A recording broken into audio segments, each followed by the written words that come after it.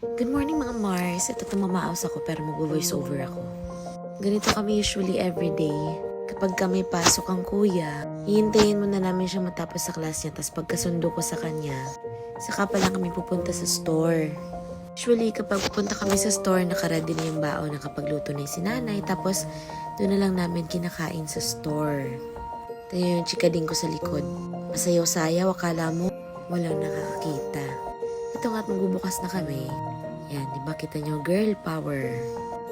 Medyo ma-work lang talaga kapag nag-open. Siyempre, ang dami i-prepare. Daming bubuksan. Pero yung ganitong pang-araw-araw na routine, nakakataba pa rin ang puso. Kasi siyempre, everyday in the store is a blessing. Hanggang ngayon, sobrang blessed pa rin kami kasi nagkaroon kami ng ganitong opportunity na makapag-start up ng small business na according sa hilig namin. Sa akin, ito, damit, kape at libro. Tapos, kasama ko pa yung mga anak ko. Parang dito na namin natatanggal yung stress, yung pagod, yung boredom. Tsaka dito kasi parang pakiramdam mo productive ka. Yun nga lang, yung vibe kasi dito nakakaantok. By the way, dito nga pala sa area na to, ginawa na namin sleeping quarter para sa mga bata. At sa amin na rin. Ngayon, ginawa na namin ng accordion yan. So, nagpalagay na kami ng accordion dyan. Renovated na. During this video kasi ay wala pa, hindi pa siya nagagawa nun. At yan yung paulit-ulit naming routine.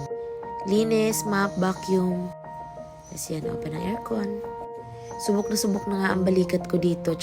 Tsaka feeling ko, may purpose talaga kung bakit lumaki ang braso at katawan ko. Kailangan kasi yata ni baby na makakapitan. O ayan, ayoko nang i-edit yung voiceover ko kasi ang tagal ko nang walang upload. Sobrang na-busy ako. Sobrang dami ng ginagawa talaga. Tapos ilang araw na din talagang masama ang timpla ng boses ko. Ito na yung mukha ng aming mini boutique. Ito yung mukha ng mini bookstore. Pero nirenovate na yan. So hindi na siya ganyan ngayon. Ayan, pagkatapos ng pagod, recharge. Konting harot-harot, konting kilig-kilig. Ayan. Grabe kasarap may baby, no? Itong batang ito ay produkto din ng Brusophie. Kumbaga habang ipinagbubuntis ko kasi siya, saka naman kami nagkaroon ng courage na, o sige, go na natin. Kasi nga masyado ako naging maiinipin nung buntis ako sa kanya. Ayan, kapag-put up kami ng small business na papaglilibangan din namin at the same time. Tapos place for harutan with baby. Ayan, ito na gabi na, pauwi na kami. Tapos na kami dyan mag-live. Tara na kami.